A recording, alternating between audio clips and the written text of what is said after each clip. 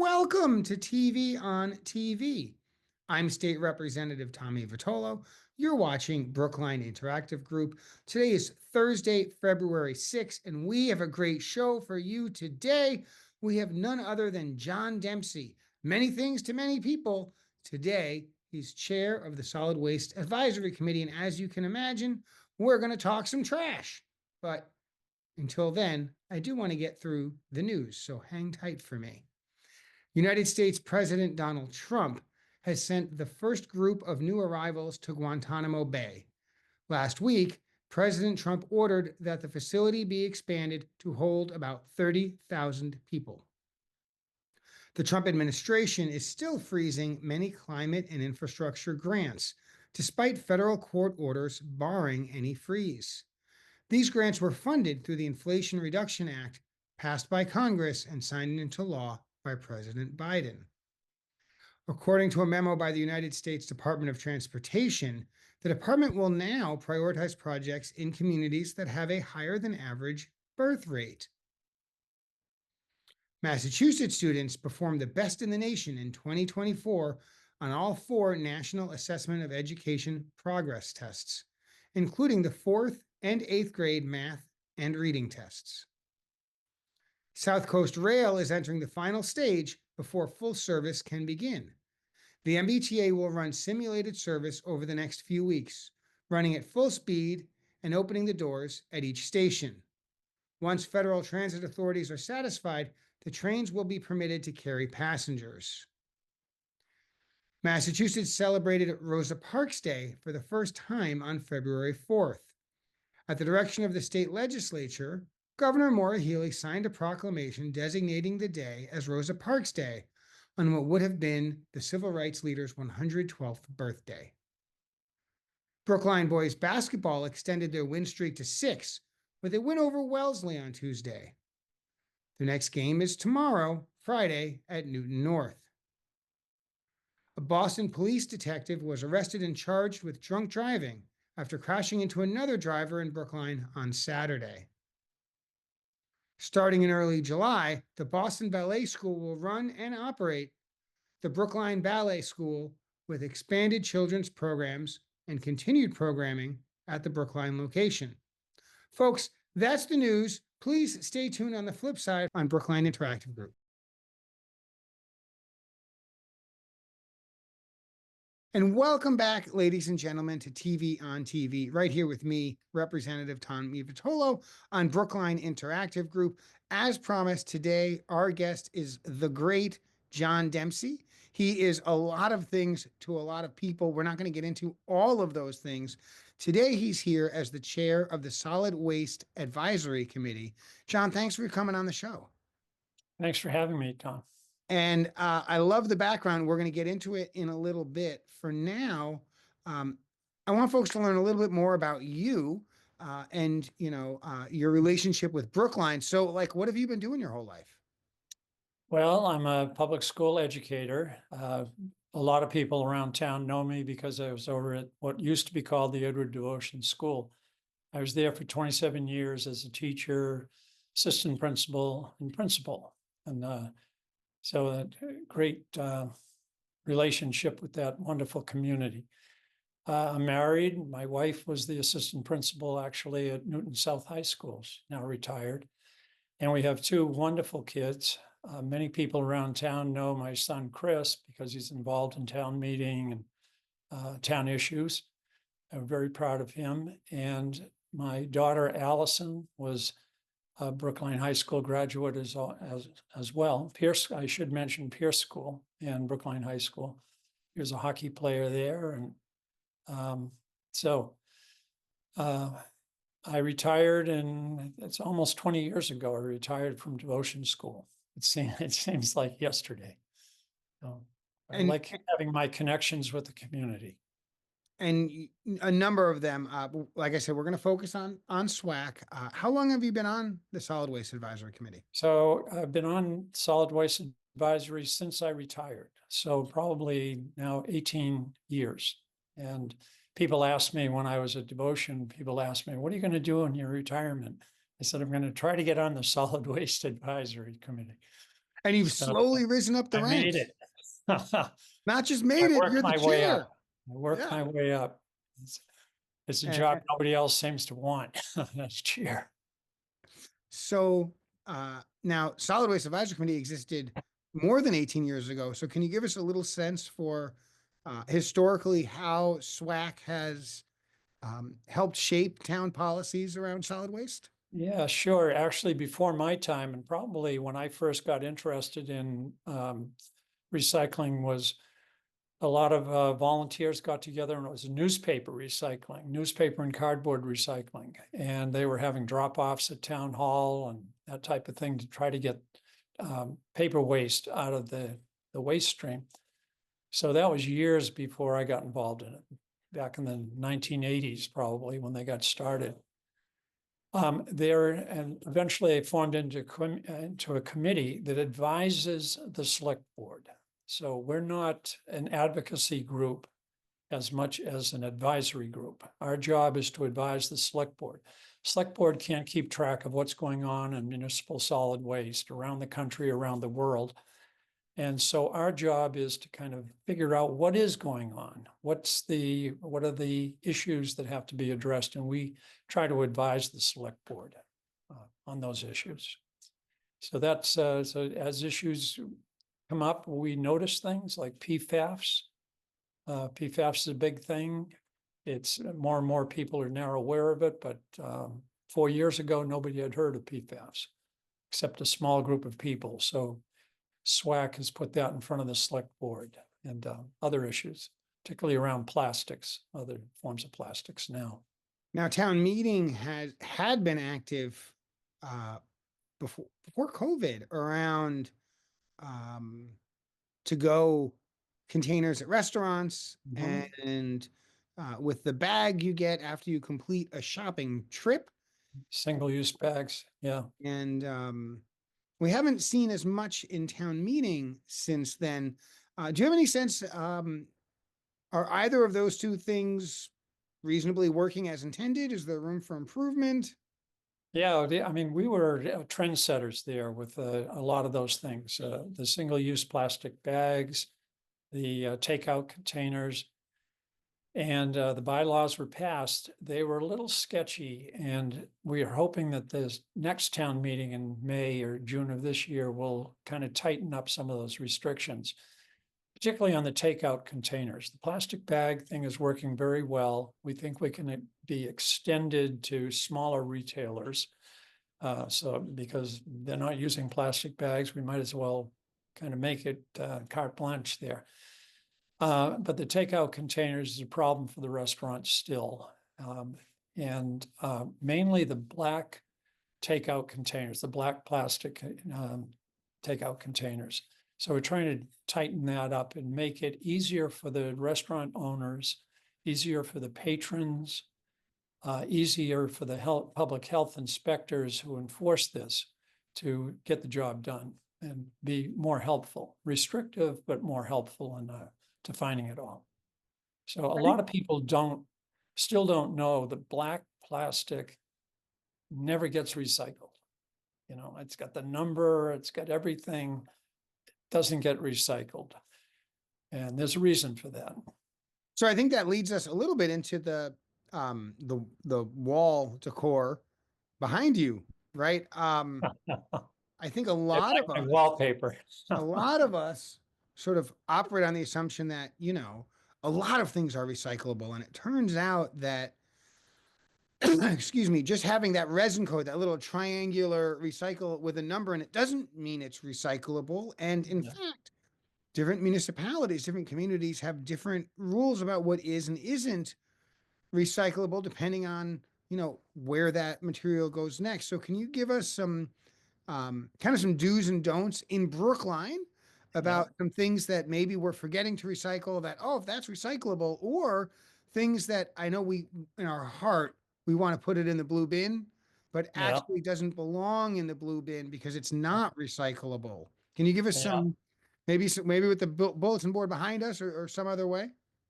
Yeah, well, you hit the nail on the head, Tommy. The resin code, that little number inside the chasing arrows, that's a resin code. It's got nothing really to do about whether it's recyclable or not. And there's a whole history and controversy around that. So now, actually, all across the Commonwealth, we're trying to standardize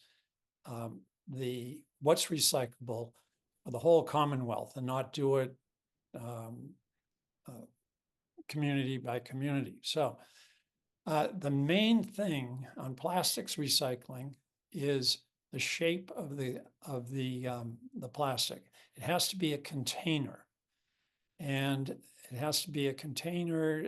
That's what you have to worry about. You don't have to worry about the resin number at all. So on the back, I have behind me are some of the things that, when I talk about a container, this is what I'm talking about. I don't know how I can do this the right way. So these are number ones, but they're containers. They're clamshells. They're peanut butter jars. They're Dunkin' Donuts coffee cups. They're plastic bottles. The tops of a takeout container, as opposed to the black bottom here, not recyclable. So when you're thinking about it, you're thinking about containers. Oh, this is a container. It's a plastic container with the top on. It's probably recyclable.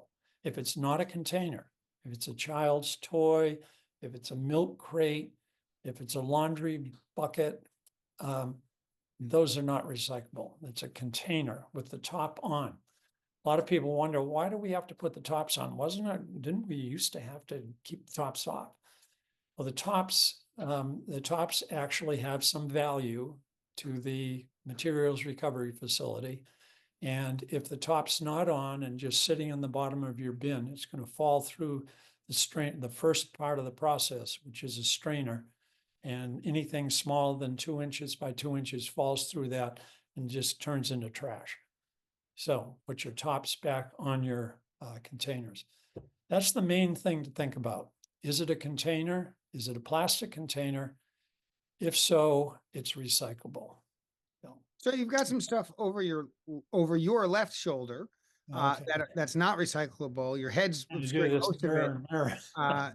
And Yeah. and so I wonder if you can sort of give us a little more, right? I mean, I see a flower pot. To me, that's kind of containerish, right? You've got a red plastic cup that's not recyclable, but a clear Right. plastic cup that is. Yeah. So even for a smart guy like me, this isn't so easy. Yeah, I'll try to do my best. So I think I go this way and this one. Yeah, one thing that comes up right away is the plastic bags. Hey, it's plastic. It's got a resin code number on it. Plastic bags, never put them into your blue bin, your blue cart, or your big belly recycling. Yeah, I found some in there the other day. Plastic bags, filmy plastic like that, gets caught in the sorting machines. And they have to shut down the whole plant. And then men with knives have to go in there into the sorters and cut all the plastic bags out. So never put filmy plastic bags into recycling. So that's one thing. Black plastic, this never goes into recycling. And the reason for that is the optical scanners at the materials recovery facility, what we call a MRF, the optical scanners can't read that black plastic. And so they don't know what to do with it. And it ends up all over and contaminating other streams of plastic. So never put anything black plastic into your recycling carts. The red cup, that fools a lot of people. That's polystyrene. It's the same polystyrene as that foam that you find in your packing boxes. Polystyrene is not recyclable. We tried it once with a contractor here in Brookline to take our polystyrene. He went bankrupt. There was no way to really do it. He worked hard at it, but it's just not recyclable. So these they're solo cups don't do that. Same with the utensils that you get takeout. They're polystyrene as well. And compostable plastic. A lot of people think, hey, it's plastic, it's compostable, throw it in your blue bin. It's not. It's made out of plant material. It's not real plastic. It's useless. It contaminates the load. Rigid plastic. This is called a rigid plastic, that flower pot you asked about. This thing here, these are rigid plastics. They don't belong in there. Okay. Yeah, you can say the flower pot is a container, but it's not my kind of container, Tommy. I want. And so like this, the plastic 6-pack ring that Oh, my generation knows you have to cut, or some yeah, so the animal life is birds gonna don't get choke on it. strangled. Not recyclable, It's even not after you cut it. recyclable. Yeah, just put it in the trash. It's too bad. Let's see. I don't know if you can see the tanglers, wires, Chinese food containers, polystyrene here. And your little nip bottles, they'll fall right through the strainer. We don't want them. Okay. Yeah, I go with the big bottles. I stay away from the little. Well, I got a bigger one for you right over There there. we go. See, that's, There you go. that's getting there. And so you said it a couple of times. I want to say it again out loud. Small bits of plastic, even if they would have otherwise been recyclable, the size is a problem for the MRF. Can't do it. Yeah, they'll just fall right through that strainer and it becomes trash for the MRF. Got it. Got it. So there's a lot there. I think if people watch any part of this episode, that's probably like the most information packed Yeah, minutes of TV on TV we've ever had. That's great. I'm an evangelist, Tommy. I'm And looking also an for educator. disciples. And also an educator. I As used you to know, write the recycling corner when we had a newspaper, an actual print version. maybe of the maybe newspaper. Brookline News will, the recycling corner of your monitor. Yeah, I don't know. I My don't know. wife would kill me if I went back to deadlines like that. I want to talk a little bit about all of the different things that happen curbside weekly, some weeks a day late because of a holiday. And I want to start with composting. And there's a lot of different ways that people compost in Brookline through the town. Can you kind of run us through the different ways people can compost, including those compostable cups that are not plastic? Yes. Okay. So you have your backyard composting. Many people do that, which is great. Unfortunately, the backyard composting is like the meats and bones and dairy and fish. None of that can go into the compost in your backyard. Then we have subscription services for compost pickup. Black Earth Compost has 2,000 customers, 2,000 households that they empty every week here in Brookline. And they that's industrial composting. They take all sorts of food waste, including the bones, the meat, the fish, the dairy, all of that stuff goes in there. Fruits and vegetables, as long as that little label is removed from the banana peel, please, remove from the avocado, remove that little sticker there. So Black Earth Compost, that's a subscription service. It costs about $2.50 a week to have that subscription service. So, And those are the little green bins. Those are little green bins. You see them around the street that on the collection day. Brookline, being Brookline, we have another alternative. We have 4 sites around town where you can, for free, bring your compost and deposit it into one of the containers.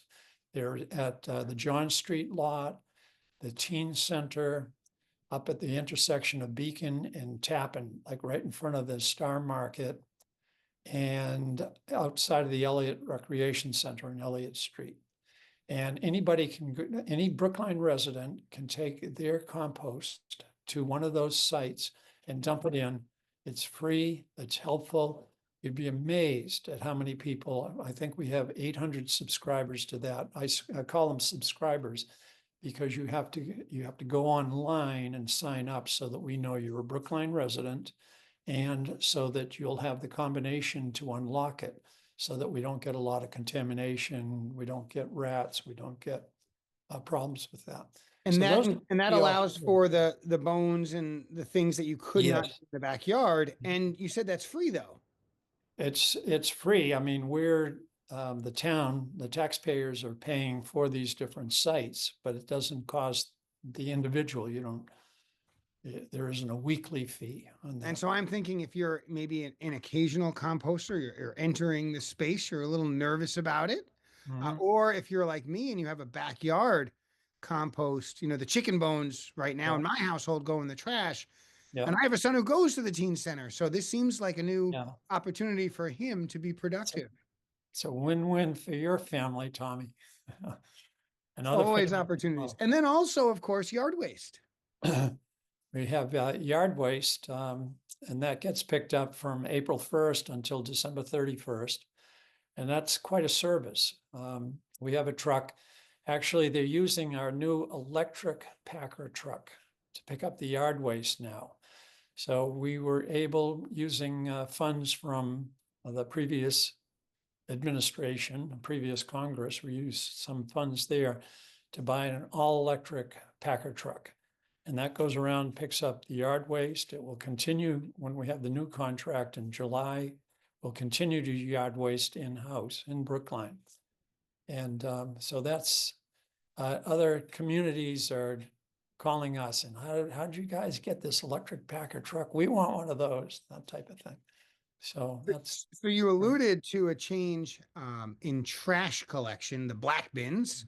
Yeah. Walk us through the black bins. We've got about 5 minutes left. Walk us through the black bins and the change that we may or may not notice coming So up. we've been doing the black bins now for, I think it might be 10 years. The black bins, there's 3 different sizes of black bins. We encourage people to get the standard size. That's the 35-gallon size. And most households in Brookline have that standard 35-gallon size. Some households have the 65-gallon size. That's the large size. It's the same size as most people have their blue recycling container. And you pay more for that because you throw out more trash. And then there are some households that pay for the 95-gallon. You pay considerably more for that because you generate more trash. And those are picked up weekly. That contract has been, for years, that's been a municipal service with the municipal workers providing that service. Now, in July 1st, that's going to be a private company. Casella Waste is going to pick up the municipal solid waste in addition to the recycling. They already, Casella already picks up recycling in our community. So it's a change. Will anybody notice? I don't know. We think that the service will be every bit as good as the service that we've been getting from the town, which has been terrific service. These are dedicated public servants in those trash trucks. And as wages and costs for tipping fees to get the trash out of town go up, that'll be reflected in our bills. It's going to be reflected in the fee schedule, and the fee schedule will go up in July as well. And that is, reflects the cost that the cost to pick up your trash, to maintain the vehicles, and to dispose of it, and to pay our workers. And I'm going to take just a moment to remind folks that it may not be obvious, but the men and women who collect the trash are working one of the most dangerous jobs in America. The number of injuries they have is tremendous. And some of those are related to sharps or related to lifting. And some of them are related to impatient motorists. And so I Exactly. know it stinks to get stuck behind a trash truck, but please be extremely patient and careful passing a trash truck because these folks want to get home to their families too. They don't want to end up on the hood of your car. So please be careful with these men and women. They deserve as safe a workplace as possible too. And that workplace is, literally your front yard. Yeah. John, we've talked a lot of trash on this show I before, could but go on and never like this. on. Yeah. Any final thoughts? Any other things that you think maybe if people in Brookline knew about, they would do a little better or be more engaged or otherwise? I don't know. I think I loved your statement about the safety issue. And also I kind of think if people think that way, if they think about these men and women picking up their trash, if they think about how is it for them to work, anything that they can do to be helpful as residents to these public servants or private contractors who are doing the work. They're proud of their work. It's dangerous work, as you said, and it's necessary work. So if we could kind of think as residents, oh, how can I make things easier for these people as they're doing the work? Maybe that would be helpful. I love it. Folks, you watched another episode of TV on TV right here on Brookline Interactive Group with my longtime friend, John Dempsey, the chair of the Solid Waste Advisory Committee, known as SWAC. And John, thanks for coming on the show. Thanks for having me, Tommy. I always appreciate the opportunity. It's fun. We'll see you next week, everybody.